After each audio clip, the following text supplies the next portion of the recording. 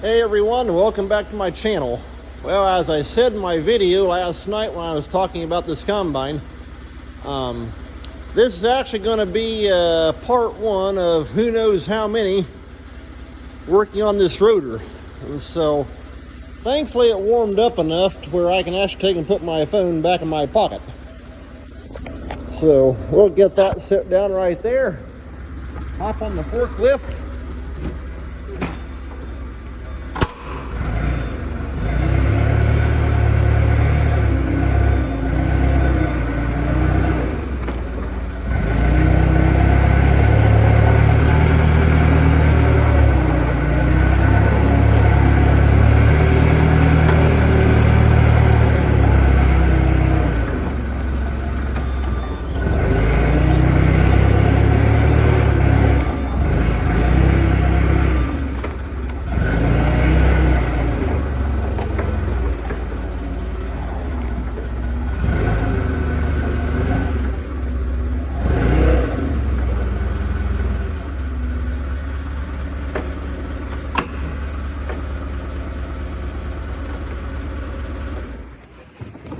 Okay, now using the forklift gives me a good platform to stand on.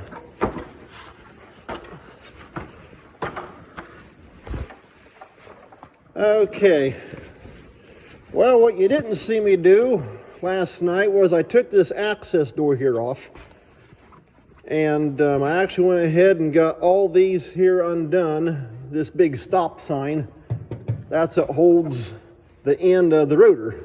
And right there's the rotor that goes round and round. That's a big carrier bearing. And so I left one on here, one on up here, because now I got to get to work getting these carrier bolts out.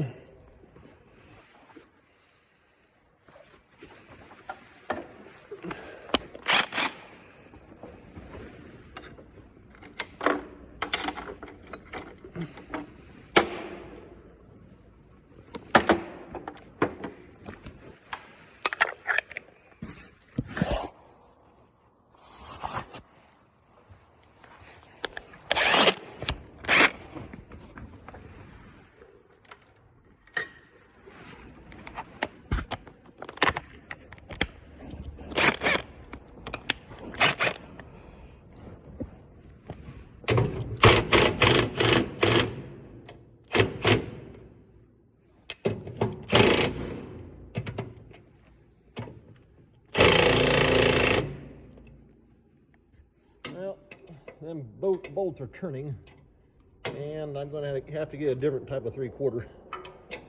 This gear wrench, all that, the open end I guess will work.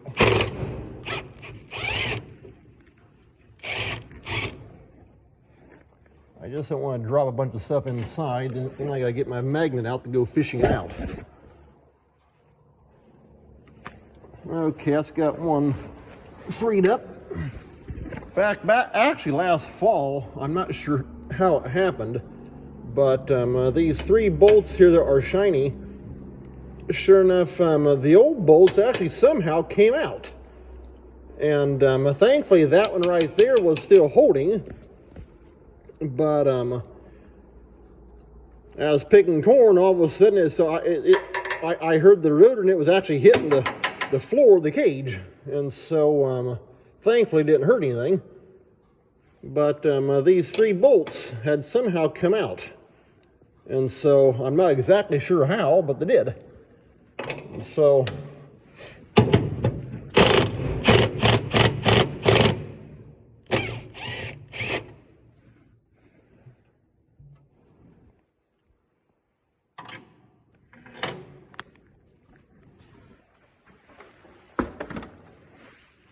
and I better get those before they go and fall inside.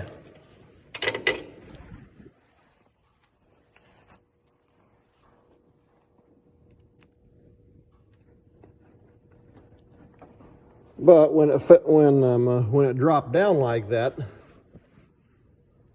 what it did was it messed up this little this pickup that reads the RPM, and it chewed up that little, well, I call it a spider wheel, messed it up. And so since I had the part, I went ahead and put a new bearing into it. And surprisingly, the old bearing wasn't too awful bad. It was still pretty decent. But since I had the part, might as well go ahead and put a new one in. Okay, now the fun job. Getting these two top ones freed up. And I don't know if I can get my wrench on there. I may have to get a regular box end.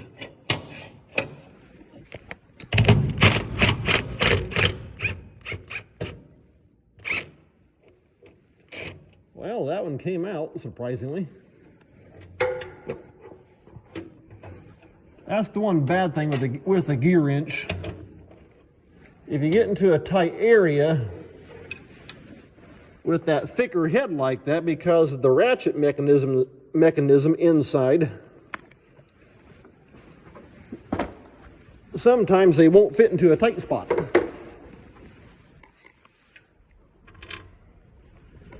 Okay, that's got 3 out of the 4, and I'm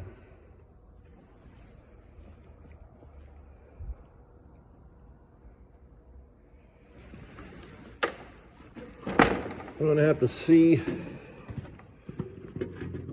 try and get that board down through there, if it'll go.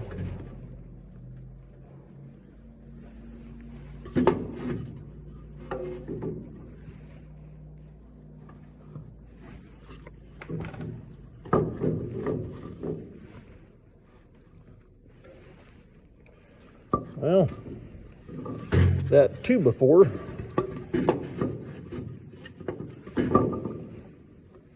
what I want is to set that paddle right there.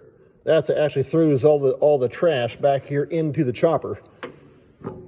I want to set that paddle on top of that board. Thing is, that board is too thick.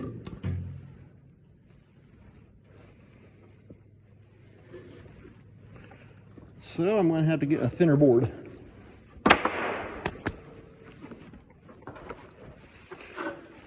We'll see if I can dig up a little 1x. I can set it on top of it.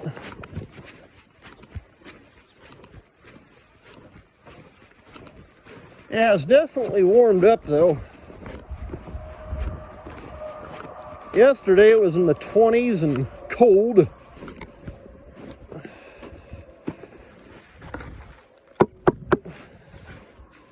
Yeah, that might work.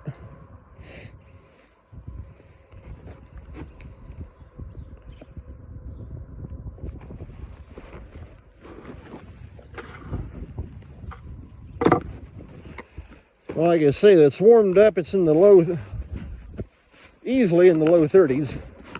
Calling that today and tomorrow. In fact, I think they're calling it pretty decent week. Okay, we'll see how well that works.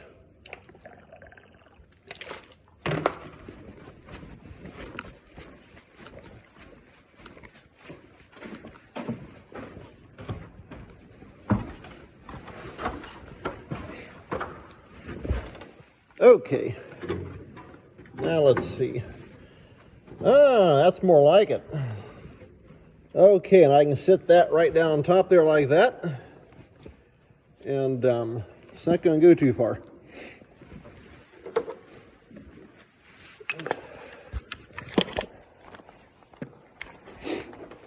These cordless impacts are nice. In fact, we actually have one ordered. Come on, get in there. Well, it looks like I'm going to have to take that pickup sensor and move it.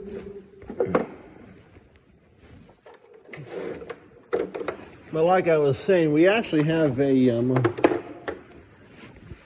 that's a 1/2-inch drive impact, Ingersoll Rand. Oh, we've had it for years. It's a 20 volt battery. It's like, yeah. And at the end of 2021, Napa Auto Parts, in their quarterly flyer, okay, that just needs to be loosened up, that way I can work around it. They had a, they called it the largest cordless impact made. It's a big 1-inch drive.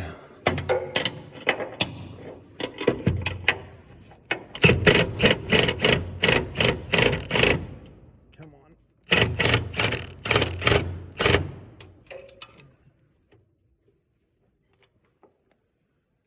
And they had it on sale. And so we went ahead and put our order in for one. And the thing's got the power, that's for sure. We got a, we also have a 1-inch Napa Carlisle, which is the Napa brand of air tools. And it's got 2,000 foot-pounds of torque. Well, this big cordless Ingersoll has 3,000. And the thing it comes with, if I remember correctly, it comes with 4 batteries, because it actually takes 2 batteries back toward the end of you got your big motor drive unit, then back here at the back where the one big handle is, it takes 2 20-volt batteries, and they kind of slide down in, almost like a V shape, slide down into it. And thing is, though, it's taking a while to get here. I talked to the one guy at Napa here just a couple days ago, and he said if he found out anything, he'd let me know. So far, I've not heard from him. But I found out when we ordered it that they're actually built to order. And so you order it, and Ingersoll Rand builds it. And so my guess is, with the shortage of everything, it's going to take a while. But at least we got the 2021 price, because so far, here in 2022, I've not seen, in the new catalog, I've not seen it listed anywhere.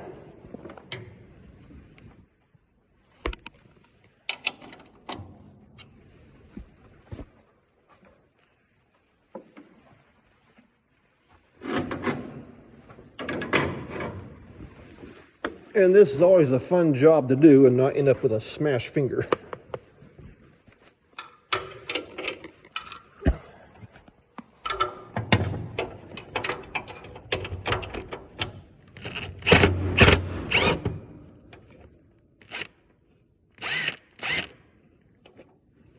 Okay, that's got that old jam nut off there. Go ahead and grab that in the lock washer.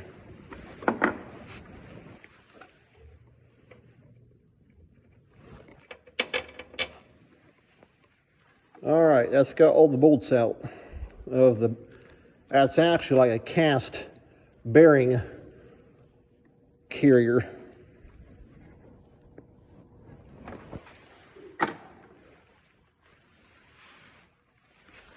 Okay, time to change sockets. Those are 3/4. Now I gotta drop down to a 9/16.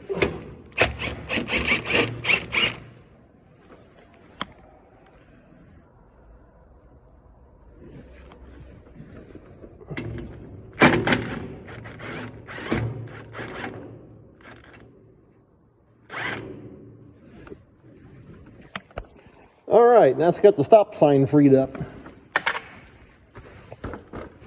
Now it's just a matter of kind of wiggling around on it to get the drop down onto that board.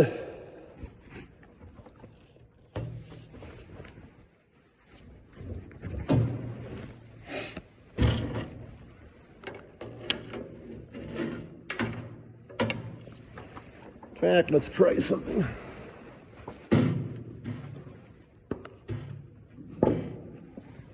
Put that in there like that. And see if we can kind of pry up on that drum.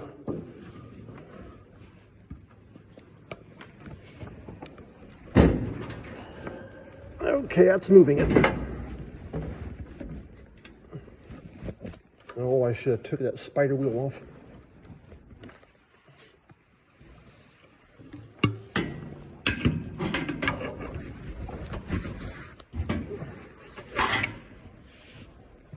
Okay, that's got the carrier knocked out. Now I just got to get the stop sign popped out of there.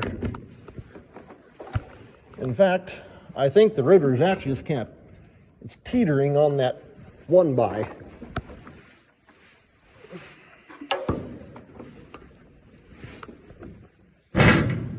Okay, perfect. Stop sign's loose.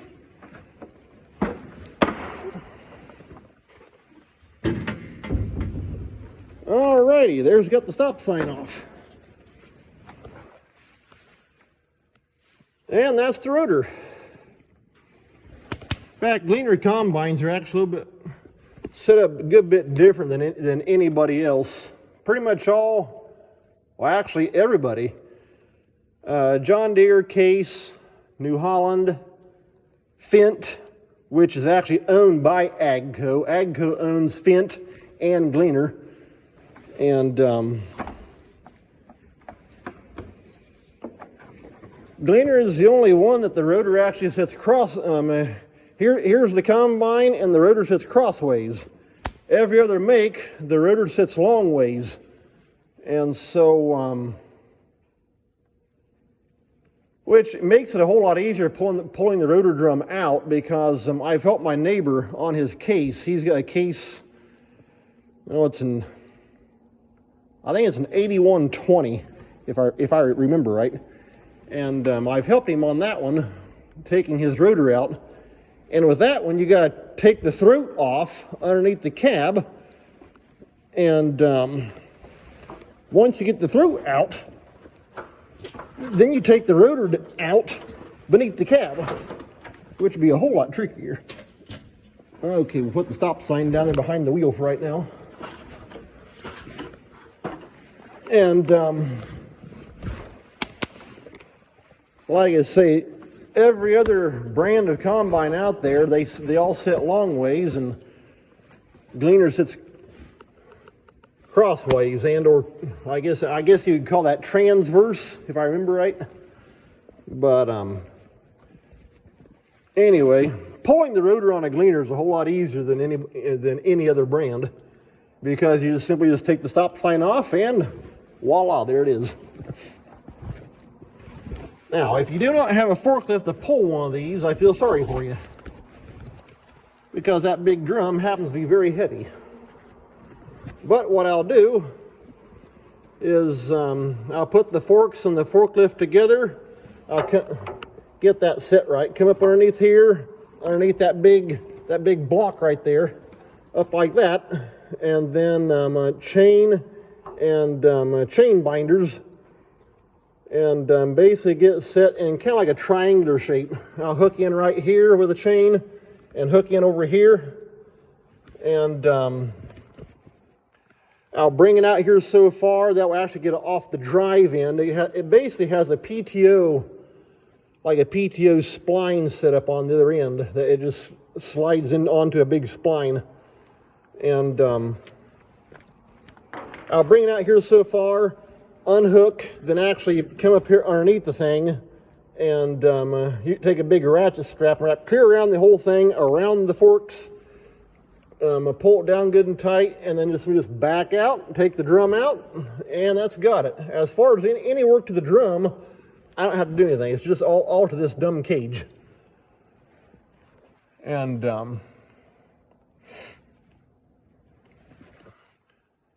I'm hoping I do not have to take this cage out. I've already had one guy tell me that they are really tricky to take out. And it looks like you got to take all these bolts here going around, take this whole big side here out, basically. And I'm hoping I can simply weld the thing back together and heat it up and bend everything back in place.